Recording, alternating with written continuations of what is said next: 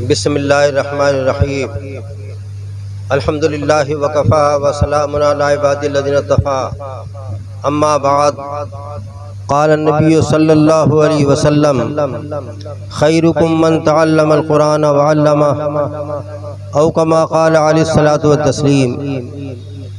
بزرگان محترم اور عزیزان گرامی، دنیا میں بہت سے مذاہب والے لوگ رہتے ہیں جو اپنے آپ کو اپنی زبانی بہتر کہتے رہتے ہیں، افضل کہتے رہتے ہیں۔ یہود نے کہا ہم سب سے افضل ہیں اور جنت میں ہم ہی جائیں گے۔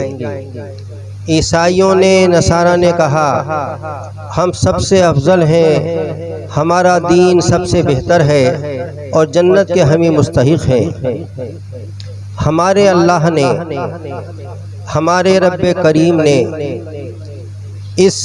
ہمارے رب نے اپنے کلام میں، اپنے سچے کلام میں، اپنی سچی زبان سے اس امت کے افراد کو افضل کہا۔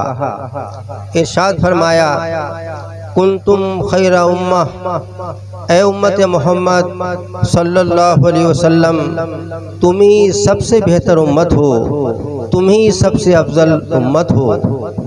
ہمارے اللہ نے ہمیں اپنے کلام میں سب سے افضل بتایا۔ یہ اللہ کا فضل اور کرم ہے کہ اس نے ہمیں یہ شرف بخشا کہ اپنے کلام میں ہمیں اس نے افضل کہا۔ اور اس امت میں کون حضرات افضل ہیں، کون سی جماعتیں بڑی فضیلت والی ہیں؟ رسول پاک صلی اللہ علیہ وسلم نے اس حدیث پاک میں ان دو جماعتوں کا ذکر فرمایا جو قرآن پاک پڑھنے اور پڑھانے والے ہیں۔ ارشاد فرمایا خیرکم من تعلم القرآن وعلمہ، تم میں وہ افضل ہیں، تم میں وہ بہتر حضرات ہیں جو قرآن پاک کو پڑھتے اور پڑھاتے ہیں، قرآن پاک کو سیکھتے اور سکھاتے ہیں۔ یہ دو جماعتیں جنہیں رسول پاک صلی اللہ علیہ وسلم نے خیر ہونے کی سند عطا کی، بہتر ہونے کی سند عطا کی، یہ دونوں جماعتیں مدارس اسلامیہ میں پائی جاتی ہیں۔ یہ مدرسہ، یہ مکتب، اس میں بھی یہ دو جماعتیں پائی جا رہی ہیں۔ قرآن پاک کے پڑھانے والے ہیں، قرآن پاک کی پڑھنے والی جماعت ہے۔ دونوں فضیلت والی جماعتیں ماشاءاللہ ہمارے مدارس میں پائی جاتی ہیں۔ اللہ کا فضل، اس کا کرم ہے، اس کا احسان ہے کہ ہم بھی ان جماعتوں میں کسی نہ کسی درجے میں شامل ہیں، ورنہ کم از کم ان دونوں افضل جماعتوں سے ہم محبت تو رکھنے والے ہی ہیں۔ اور المرء مع من احب، آدمی کا حشر اسی کے ساتھ ہوگا جس سے وہ محبت کرتا تھا۔ اللہ تعالیٰ نے اپنے فضل سے، اپنے کرم سے ہمیں تمام اعلیٰ اور افضل چیزیں عطا کی ہیں۔ ہمیں اللہ نے اس امت میں شامل کیا جو امت تمام امتوں میں افضل ہے۔ اللہ نے ہمیں وہ رسول عطا کیے جو تمام رسولوں کے سردار ہیں، سرتاج ہیں، امام ہیں۔ اللہ نے ہمیں وہ مذہب عطا کیا جو تمام مذاہب میں سب سے افضل ہے اور اللہ کو پسندیدہ ہے۔ اللہ نے ہمیں آسمانی قانونی کتاب وہ عطا کی جو تمام آسمانی کتابوں میں اعلیٰ اور افضل ہے، اور اللہ نے کئی خصوصیتیں اس کتاب کو عطا کی۔ پہلی آسمانی کتابیں، ان کا یاد کرنا آسان نہ تھا، ان کا حفظ کرنا آسان نہ تھا، اسی وجہ سے ان کتابوں میں رد و بدل بھی ہوا، ان کے اندر تحریف ہوئی، اور دنیا میں کوئی قرآن پاک کے علاوہ ایسی کتاب نہیں ہے کہ جو اصلی حالت پر موجود ہو۔ قرآن پاک ایک کتاب ہے آسمانی کہ جو ہر طرح سے محفوظ ہے، اس کا ایک حرف بھی نہیں بدلا گیا، اس کا ایک نقطہ بھی تبدیل نہیں کیا گیا۔ جب سے وہ نازل ہوا ویسے ہی موجود ہے اور قیامت تک موجود رہے گا۔ جب تک دنیا میں ایک بھی اللہ اللہ کہنے والا ہوگا، قرآن پاک اپنی اصلی حالت پر محفوظ رہے گا۔ لیکن جب پوری دنیا میں کفر پھیل جائے گا اور ایک بھی ایمان والا نہ رہے گا، ایک بھی اللہ اللہ کہنے والا نہ رہے گا، تو پھر قرآن پاک کے حروف اٹھائے جائیں گے۔ اس میں تحریف کوئی نہیں کر سکتا، کوئی رد و بدل نہیں کر سکتا۔ جن لوگوں نے، جن حکومتوں نے، جنہوں نے اس میں رد و بدل کرنے کا ارادہ کیا، وہ خود ذلیل و رسوا ہوئے، ان کی محنتیں ضائع ہوئیں اور وہ ذلیل و رسوا ہوئے، لیکن اللہ کے کلام میں کوئی تبدیلی وہ کر نہ سکے۔ اللہ تعالیٰ نے اس قرآن پاک، اس کتاب کا یاد کرنا ہمارے لیے آسان کر دیا۔ پہلی آسمانی کتابیں ان کا یاد کرنا آسان نہ تھا، اس لیے اس کے حافظ شاذ و نادر ملتے تھے، بہت کم ملتے تھے۔ قرآن پاک کی حفاظت کا اللہ نے وعدہ کیا اور حفاظت کا ذریعہ اللہ نے ہمیں بنا لیا کہ اس کا یاد کرنا ہمارے لیے آسان اور سہل کر دیا کہ اس کو ہم آسانی سے اپنے سینے میں محفوظ کر لیتے ہیں، ہمارے چھوٹے چھوٹے بچے محفوظ کر لیتے ہیں۔ حضرت حافظ محمد حنیف صاحب داماد برکاتہم کے یہ پوتے تھوڑی عمر کے ہیں، ماشاءاللہ قرآن پاک کے حافظ ہو گئے، اور بڑی تعداد ایسے بچوں کی ہے کہ جو قرآن پاک کے حافظ ہو چکے، اور بچے بھی قرآن پاک کو اپنے سینے میں محفوظ کر لیتے ہیں۔ یہ اللہ کا کرم ہے، اس کا احسان ہے۔ اللہ تعالیٰ اپنے کلام کی حفاظت کے لیے کوئی بھی ذریعہ اختیار کرتا۔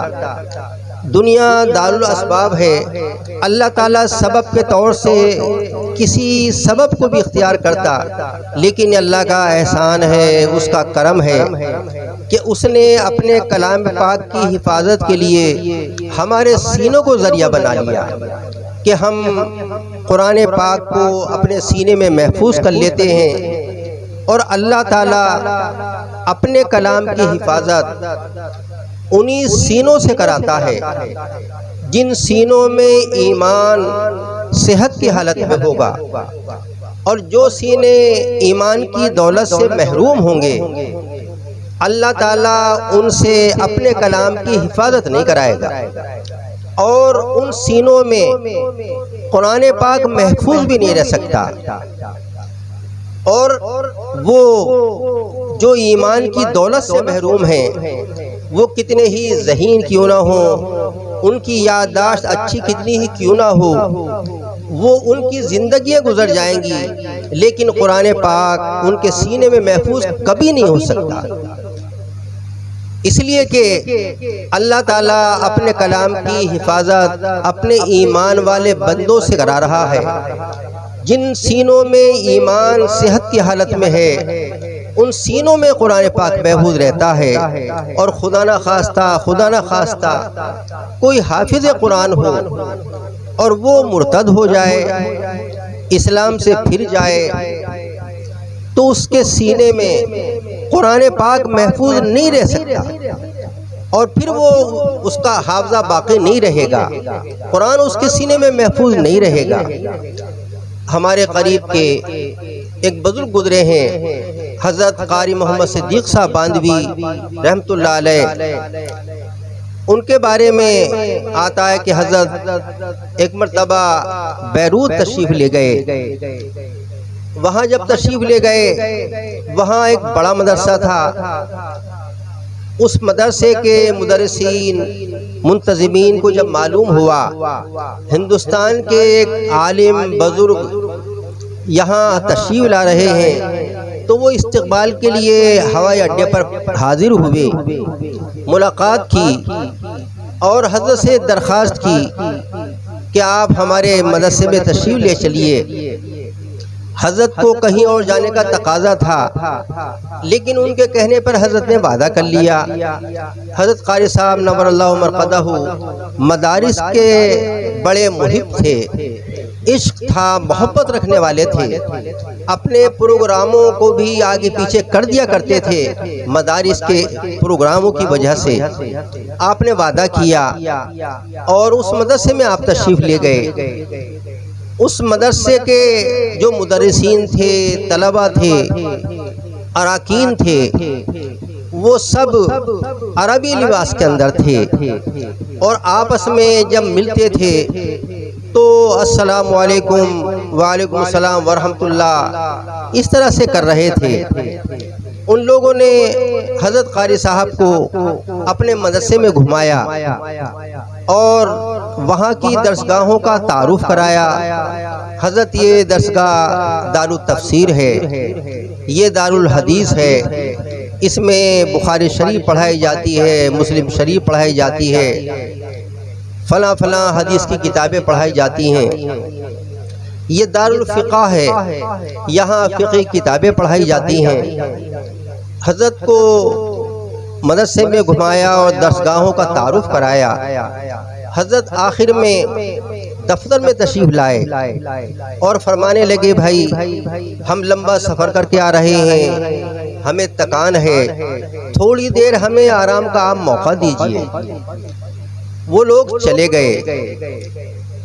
دفتر کا جو منشی تھا، حضرت قاری صاحب نے اس منشی سے کہا کہ بھائی یہ تو معلوم ہو رہا ہے یہ مدرسہ ہے، اور یہ بھی معلوم ہو رہا ہے کہ یہاں حدیث پڑھائی جاتی ہے، لیکن تم یہ بتاؤ حدیث کا مجھے نور نظر کیوں نہیں آ رہا، یہ کیا بات ہے؟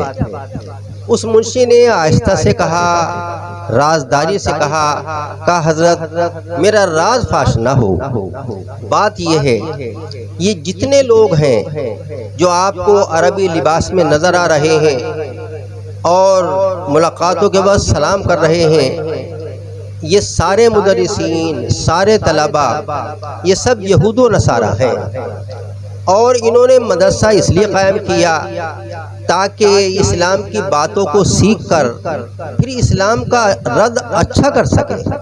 اس مقصد کے لیے یہ مدرسہ انہوں نے بنایا ہے، اور اس کا خرچہ یہود و نصارہ کی جو حکومتیں ہیں وہ برداشت کرتی ہیں۔ یہ واقعہ سنا کر مجھے ایک خاص بات یہ بتانی تھی کہ ان لوگوں نے درسگاہوں کا تعارف کرایا، یہ دارالحدیث ہے، یہ دارالفقہ ہے، یہ دارالتفسیر ہے، لیکن انہوں نے کوئی دارالتحفیظ نہیں دکھائی، یہ نہیں کہا یہاں قرآن پاک حفظ کرایا جاتا ہے۔ وجہ یہ ہے کہ یہود و نصارہ جو ایمان کی نعمت سے محروم ہیں، وہ قرآن پاک کے الفاظ کا ترجمہ جان سکتے ہیں، وہ فقہ کتابوں اس کا ترجمہ جان سکتے ہیں، لیکن قرآن پاک ان کے سینے میں محفوظ ہو جائے یہ نہیں ہو سکتا۔ اس لیے ان میں سے کوئی ایک بھی ایسا نہ تھا جو قرآن پاک کا حافظ ہو۔ یہ اللہ کا فضل اور کرم ہے ہمارے ساتھ میں کہ اللہ نے ہمیں ایمان کی دولت دی، ایمان کی نعمت دی، اور پھر اللہ نے ہمارے سینے کو اپنے کلام پاک کی حفاظت کے لیے ذریعے کے طور سے قبول کیا۔ اور میں یہ کہا کرتا ہوں کہ ہمارے مومن ہونے کی اور جہاں دلیلیں ہیں، ہمارے مومن ہونے کی الحمدللہ ایک دلیل یہ بھی ہے کہ ہم قرآن پاک کے حافظ ہو جاتے ہیں، اور جو ایمان کی دولت سے محروم ہوگا وہ کبھی حافظ قرآن نہیں ہو سکتا، اور حافظ قرآن ہو اور خدا نہ خواستہ مرتد ہو جائے پھر وہ حافظ قرآن رہ نہیں سکتا۔ تو اللہ نے یہ کتاب ہم کو عطا کی، بڑی خصوصیات سے اس کو نوازا۔ ایک خصوصیت یہ عطا کی کہ اس کا یاد کرنا ہمارے لیے اللہ نے آسان کر دیا۔ ایک خصوصیت یہ کہ تمام آسمانی کتابوں میں اللہ کو اس کی تلاوت سب میں زیادہ محبوب ہے۔ حضرت امام احمد بن حنبل رحمۃ اللہ علیہ بڑے عالم گزرے ہیں، امام گزرے ہیں، محدث گزرے ہیں۔ انہوں نے اللہ تعالیٰ کی خام میں زیارت کی اور اللہ سے یہ معلوم کیا کہ آپ کو سب میں زیادہ محبوب کیا چیز ہے؟ ارشاد ہوا احمد قرآن پاک کی تلاوت۔ معلوم کیا ترجمہ و مطلب سمجھ کے یا بغیر اس کے بھی ارشاد ہوا ہر طرح سے قرآن پاک کی تلاوت ہمیں پسندیدہ ہے۔ اس لیے جو حضرات جو علماء ہیں قرآن پاک کا ترجمہ جانتے ہیں، مطالب کو سمجھتے ہیں، وہ قرآن پاک کی تلاوت ترجمہ مطلب سمجھ کے کریں تو نور علی نور۔ اور دوسرے حضرات جو قرآن پاک کا ترجمہ نہیں جانتے وہ بغیر اس کے ویسی ہی تلاوت کریں، وہ بھی اللہ کو پسند ہے، اور اس کا تلاوت کرنا اللہ کے ہاں وہ بھی مقبول ہے، پسندیدہ ہے۔ تو اللہ تعالیٰ نے اس کلام پاک کو بہت سی خصوصیات سے نوازا۔ تمام آسمانی کتابیں کتاب اللہ ہیں، لیکن یہ کتاب اللہ بھی ہے، کلام اللہ بھی ہے۔ اللہ تعالیٰ نے بڑا ہمارے ساتھ احسان کیا، اللہ نے بڑا شرف ہم کو بخشا کہ اللہ تعالیٰ نے اعلیٰ اور افضل چیزیں ہم کو عطا کی۔ اللہ نے اپنے فضل سے قرآن پاک جیسی یہ آسمانی کتاب، معظم کتاب جس کی تلاوت اللہ کو بہت پسند ہے، اس کا یاد کرنا ہمارے لیے آسان کر دیا۔ حضرت حافظ صاحب اور ان کے صاحبزادے اور گھر والے بڑے سعادت والے ہیں کہ ماشاءاللہ آپ کے گھرانے میں بڑی تعداد میں حافظ ہیں۔ ایک صاحب تھے، ان کے بیٹے حافظ، پوتے حافظ، نواسے حافظ، مرنے سے پہلے انہوں نے یہ وصیت کی تھی کہ میرا جنازہ گھر سے قبرستان تک حافظ حضرات لے جائیں۔ تو چنانچہ گھر کے ہی حضرات اتنے تھے کہ وہی قبرستان تک ان کو لے گئے۔ حضرت حافظ صاحب ماشاءاللہ آپ بھی اسی طرح سے ہیں، خود حافظ ہیں، اولاد حافظ ہے، پوتے حافظ ہیں، نواسے حافظ ہیں، اور این سعادت بزور بازو نیست تانا بخشت خدائے بخشندہ۔ اللہ نے یہ شرف بخشا، اللہ مبارک کرے۔ اور یہ حافظ صاحب کا پوتا حافظ ہوا، اللہ تعالیٰ اس کو مبارک کرے، اور اللہ تعالیٰ اپنے فضل سے اس کو جس طرح حافظ بنایا اللہ تعالیٰ اس کو عالم بھی بنائے، فقیہ بنائے، مفتی بنائے، مبلغ بنائے۔ وآخر دعوانا الحمدللہ رب العالمین۔